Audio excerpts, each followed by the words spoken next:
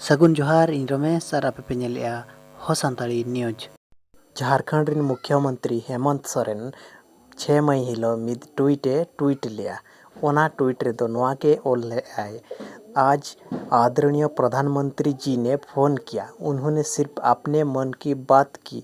बेहतर होता यदि वो काम की बात करते और काम की बात सुनते। नोआ ट्वीट तायम बीजेपी और गोदी मीडिया भितरे हड़कम सृष्टिना और गोदी मीडिया को दोन आणगोयना नरेंद्र मोदिया छवि बांचाव लगिद। नुई जहां पे नेले कना आज तक रिन तथा कथित एंकर चाटुकार जहां बीजेपी चाटुकार चित्रा त्रिपाठी नुई नोआ ट्वीट किया दो झारखंड की सीएम का भाषा अहंकार से ओतप्रोत है और कोरोना रोगी झारखंड ना हॉस्पिटल रे बेड बाको नामेया ओड़ा को रुआड़ कना नोआ दो बाई ठीका हेमंत सोरेन मेनते ओल किया।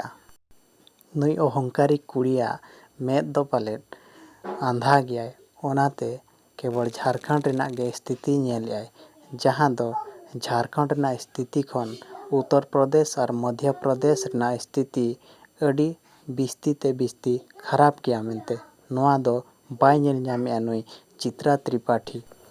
ओना तायमे ट्वीटिया अमीश देवगम जहां दो बीजेपी रिन अघोषित प्रवक्ता कनाय।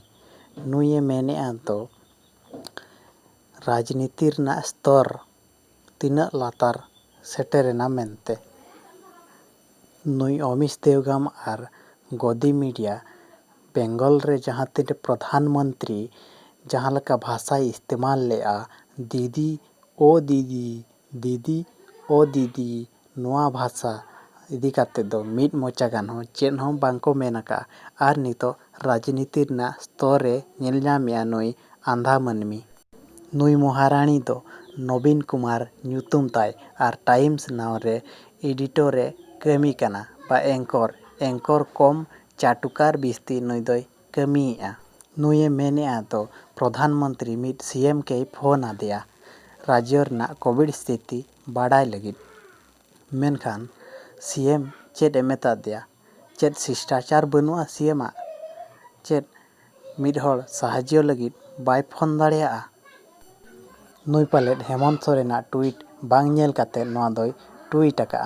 नोंडे कुपली नोआ राकाब काना दो चेद मुख्यमंत्री और प्रधानमंत्री भितर रे कोविड सिचुएशन इदी काते चेद गापालमाराव हुईना मेनते चेद नोआ कथा जनता बांग बाड़ाय दरकार कना। चेद लगिद जनता बाको बाड़ाया चेदा नुकु सिक्रेट कथा तीना सिक्रेट कथा को कथा कना दो जनता बांग बाड़ाय दरकार कना। नोआ मा कोविड रना स्थिति लगिद गे कथा हुयुग कना। नोंका गे माड़ांग रे दिल्ली रिन मुख्यमंत्री जहां दो अरविंद केजरीवाल जहां दो लाइव बे टेलीकास्ट लिया प्रधानमंत्री सला मीटिंग और प्रधानमंत्री काला चिठाई खुले लिया। मेनखान ओना लगिद हो नोंका गे को घेराव लेदिया जहां दो को मेता तहन प्रधानमंत्री छवि खराबया। ओना तायम दिल्ली रिन मुख्यमंत्री इका होय कोय लेना। नोंका गे हेमंत सोरेन अड़ीगान आंधा मीडिया सावते तीना गान बीजेपी नेता हको ट्वीट काते को मेता दे तहन दो आम दो अहंकारी कनाम मेनते। मेनखान बीजेपी असल चरित्र नोआ कोविड सिचुएशन इदी काते जहां पर्दा फास आकना ओना चेतान रे दो मिड मोचा गान हो बांको मेनेआ नुंकु आंधा मीडिया। जहां दो रिसेंटली नेल लेना सऊदी अरब खन जहां गैस टंकी को भेजा लेआ ओना गैस टंकी रे हो रिलायंस स्टिकर माराव काते को एमोक कान तहन। ओनाते हो ओना लेकान घटना को दो नुकु आंधा मीडिया बांग को नेल नामेया और ऑक्सीजन रेना नितो जहां कमी नेलोक काना पूरे भारत रे नोआ को दो 30 कथा को राकाबा। नोआ को दो आको एजेंडा भितर दो बनुआ ओना तेगे नुकु दो गोदी मीडिया बा आंधा मीडिया मेनते को मेता को कना।